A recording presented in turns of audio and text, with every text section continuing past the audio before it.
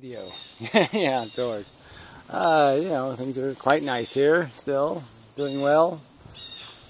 And flowers and such. We'll look at a flower. Look at that big flower. Flower.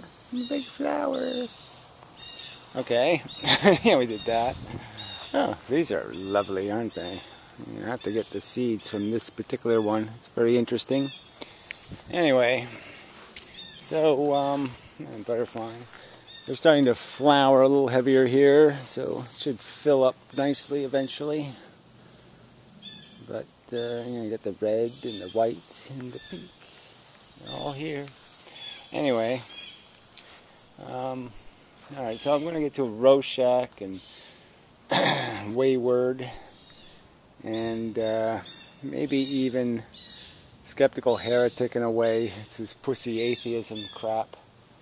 So anyway, so the Rorschach guy, Luddite returns. It's, he's making the same argument over and over. We're not supposed to really use our intelligence to understand the world we're in. We're just supposed to be slaves to this DNA molecule, play the game that's given us. It's Sisyphus all over again. Gee, that was a mistake.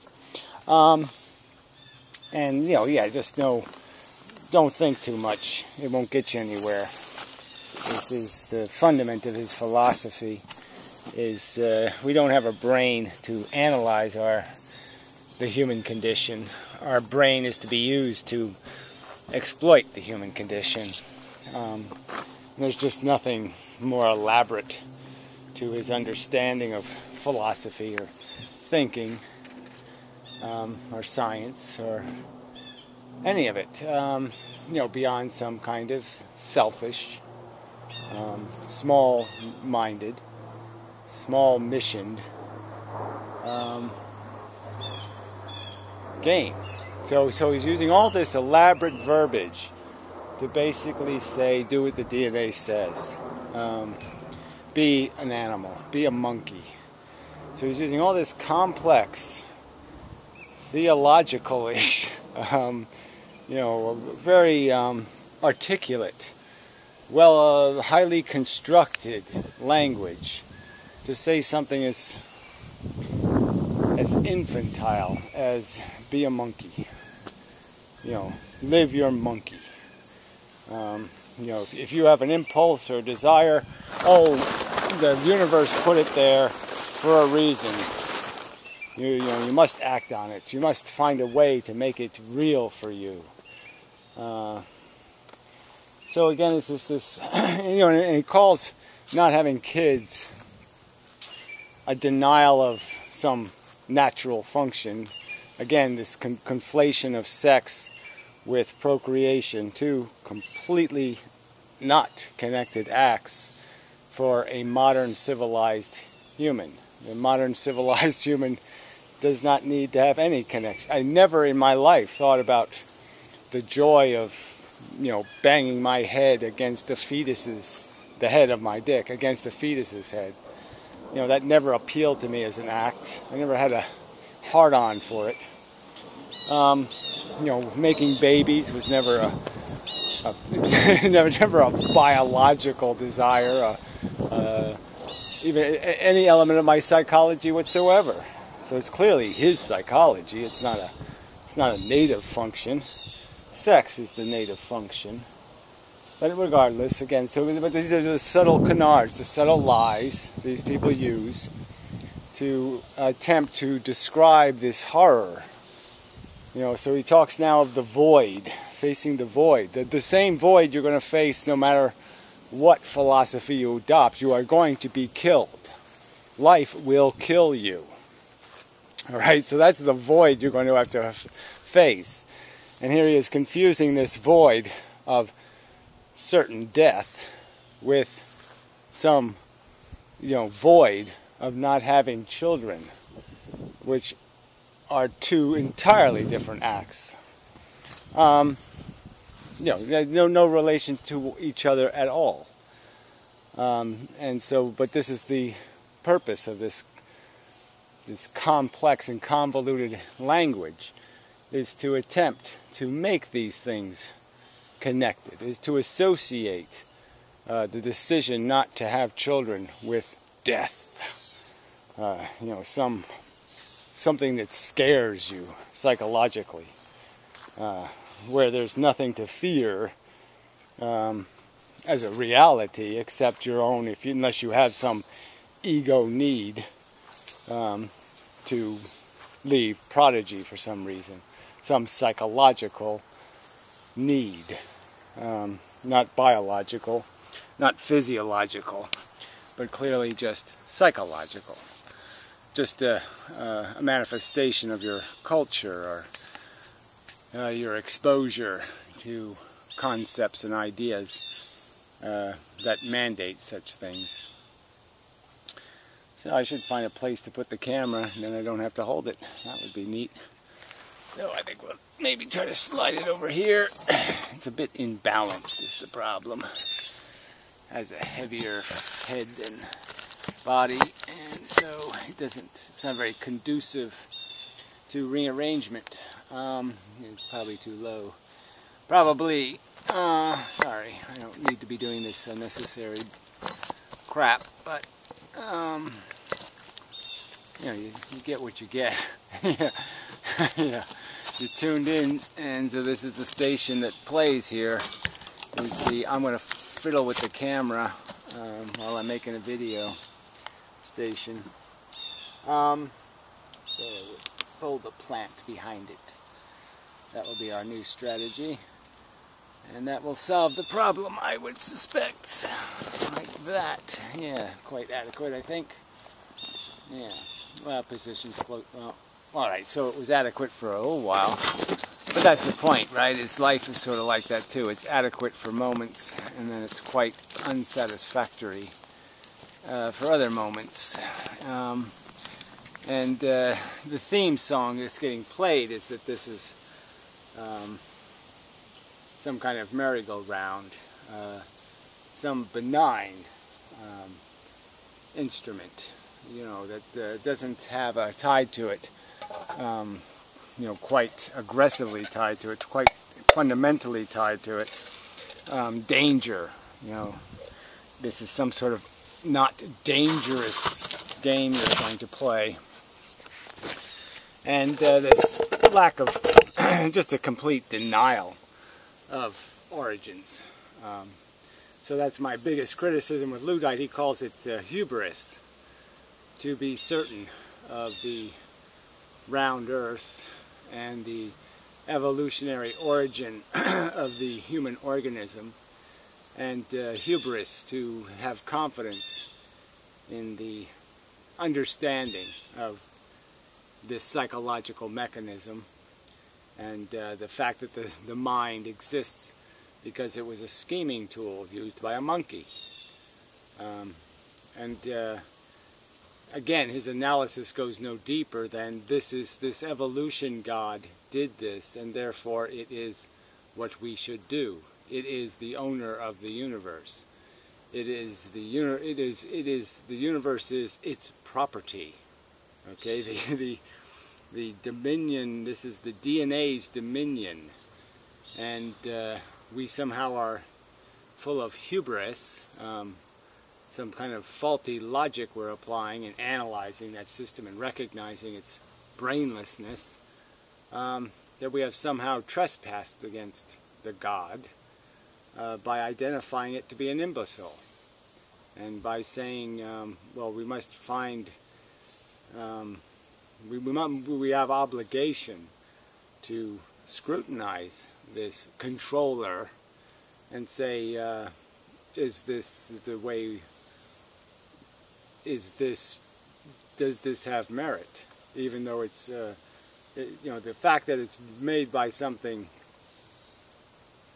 insipid doesn't prove it's bad, but certainly it doesn't provide any credible evidence of goodness, and that means that we have to find that, we have to prove that, we have to demonstrate that. That becomes the obligation. So the obligation isn't to default to some mechanism and say the mechanism is in control. We can't, we don't, we can't, we don't. Well, yeah, we do. We have the brain. We are the ones in control if we choose to take that control. And that's a fact. It's not a fantasy. It's a fact. And these intellectuals would have you flush your intelligence, flush your judgment, flush your capacity to recognize the too high a price is being paid, and have you just roll the Sisyphus boulder right over your brain. Ignore the capacity to know better and do better, and be complacent, to be a cog in a insipidly, stupidly designed steamroller of doom and horror. And that's the truth of it. And I think any fair-minded person would have to concede that is the truth of it. That if you look at the biology, that is what the biology is doing. It is using things up daily, testing them for their performance, failing 99% of them, failing in the sense that they will not last even to maturity, so it can build a better model, so it can win a battle for which there is no rational point. If you had to be practically taxed, in some substantial way, to pay a huge tax, say a 50% tax on your work and labor, to finance an Olympic contest, where somebody just swims the fastest around in circles in a pool or something, you might realize that this isn't worth it, that there is nothing being, that there's no merit in this accomplishment, this make the fastest swimmer. So we'll excrete a huge amount of harm and work and labor and sweat and pain and suffering to build what? Something that swims faster in a circle? And that's all these machines we are here to do, is to swim in a circle, to outmaneuver the other little bots in this insidious little gladiator war. And the carnage is an unescapable truth, and these glib people will just deny its existence, say the future's not here yet, therefore I do not have to account for it. I do not have to account for the suffering I will provide the means for, that I will buy the bed it will sleep in, so to speak. I'll not only make the bed, I will provide it. I will create every circumstance of the mess it will have to endure. So I guess again I just wanted to stress that this is the problem with atheism, is that it's not rooted in an understanding of the implications of unintelligent design. This is the key concept of atheism. This is the key truth, the key implication of the non-existence of a God, is that you don't have intelligent design, you don't have intelligent purpose, you don't have wise or thoughtful, well-constructed, thoughtfully purposeful, all of these things that would be the first ingredient in any recipe you were going to cook. If you were going to cook a food, you would not cook a food that was poisonous, that had no promise of tasting good, that you couldn't tell the difference between under or overcooked. It'd be a construction. You'd understand that it has to fit into a certain mold. It has to have certain conditions met to have function.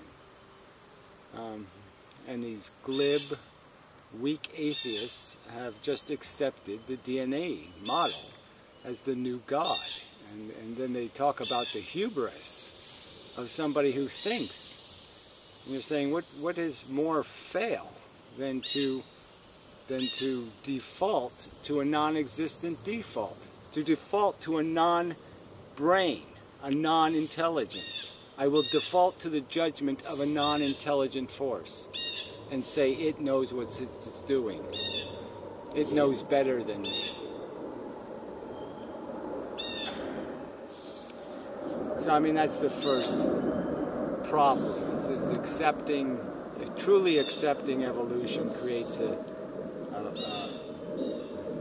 profound obstacle to this idea that we can just play the game as designed and win. You can't play the game as designed and win.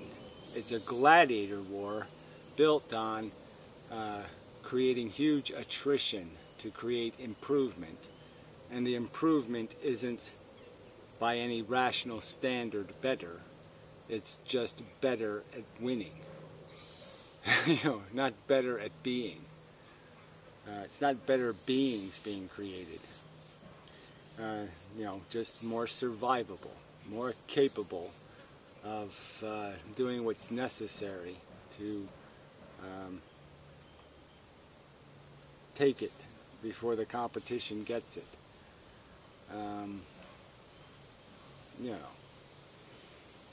Anyway, that's the real, I guess, the substance of this argument. Well, most of my arguments are going to come down to this.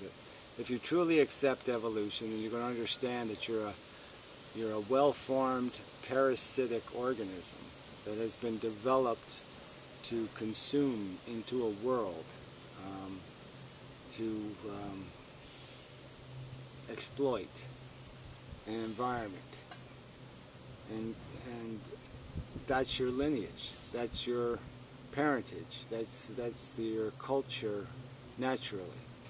And the only thing that separates you from that pitiful fate is the capacity to use your intelligence to not just model how do I get that piece of ass to like me, but to use your modeling mind to recognize the bigger picture, to recognize the bigger mechanism that is controlled your design, controlled the nature of your desire engine, and has set you loose in this world. And now you can understand the implications of that by just recognizing simple facts. The fact that you know if you if you knew ahead of time you were the one that was going to get the short straw, you know you wouldn't draw the straw. And that's you know it. So you know if you had to pay the freight, if you had to be the loser, you wouldn't play the game. I certainly know I wouldn't for 70 or 80% of the straws being pulled. I certainly wouldn't go anywhere near this game. And so if you're not willing to be the loser, you shouldn't be willing to support the game. And the idea of the game, in the end, again, even if you could take all the losers out of it, which is fundamentally a complete conflict to the structure of the game. The game is made out of the creation of losers. That's the entire function of the game, is the annihilation and eradication of the weak. That's how the game works. So even if you could reform this game by some miracle of huge resource development and technology and a huge expense, huge amounts of effort and work, what do you think you'll have at the end? You'll still have somebody swimming around in circles and calling it good just because they don't know any better, because they've been designed to say that makes sense. Not because it does make sense, but merely because they've been designed to do it. They want it. Why do hamsters run in wheels? They don't do it because it's a great idea. They do it because they're compelled to do it. And the very idea of an irrational compulsion should create some dissonance in a reasoning mind. That compulsion should be made out of something more than a contrived necessity, a contrived dependency. The real need is to mitigate against the real enemy, which is harm, suffering, pain. That's the best game to be playing on this planet. It's the only game to be playing as an intelligence. These glib, lazy thinking intellectuals advocating for be your monkey, they should be beaten to death with bananas. I mean, it's just an obscenity to use high language to talk such, ignorant drivel. So anyway, enough.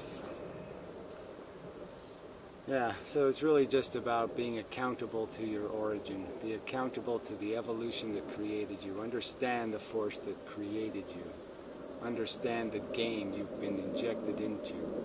And understand that this illusion or delusion that there's purpose in satisfying a need that doesn't need to exist is an insidious delusion. It's not logical, it's not reasonable, it's not sensible.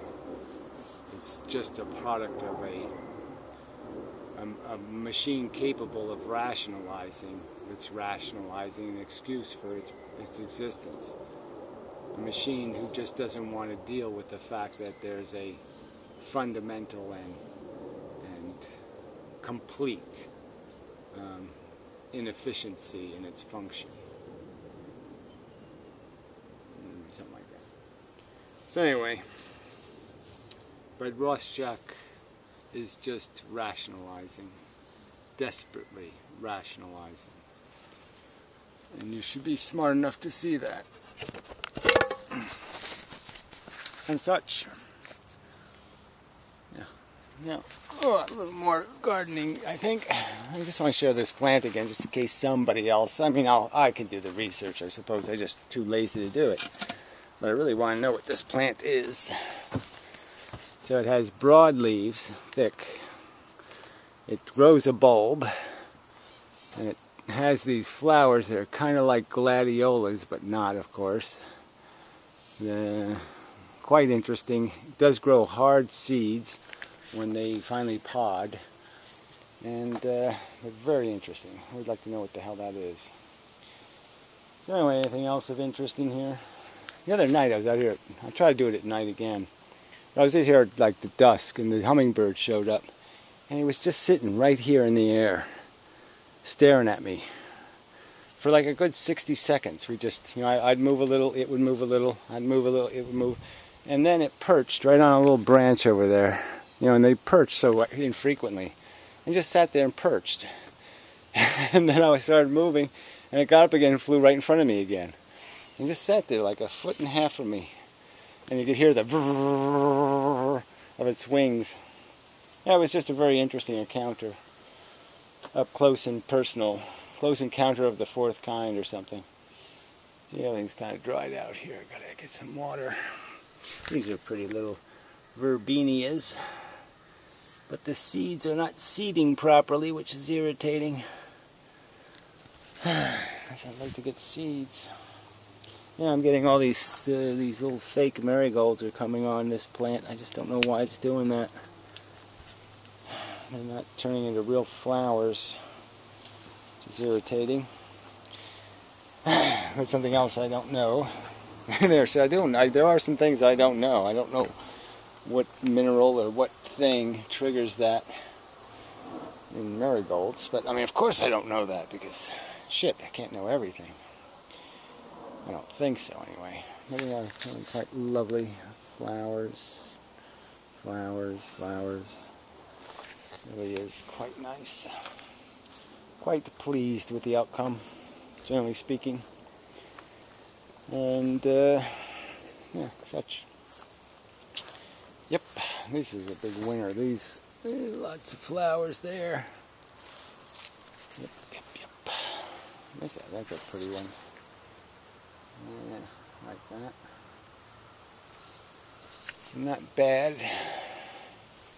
And such, whoops, kind of wobbly. Butterfly. Yeah, I mean, these marigolds are doing very well. You know, all the flowers are flowers the way they're supposed to be. I just don't know what's going on with that other plant. Anyway, it's not your problem. It's not really something that should be qualified as a problem. Yeah, probably not. I think these are rather nice too. Yeah, that's a nice one too. Nice little blend of colors. Very nice. Yeah, this one's got some of that too. These are kind of nice. Maybe a little bit too weird, but it's kind of a nice multicolor thing happening there. Alright, enough of that. So, yeah, till next time. Sorry, more wordy than I intended, but this evolution thing is just so critical to all this perception. Understanding your origins will help you understand why your brain comes up with this bullshit it does. Anyway, till next time.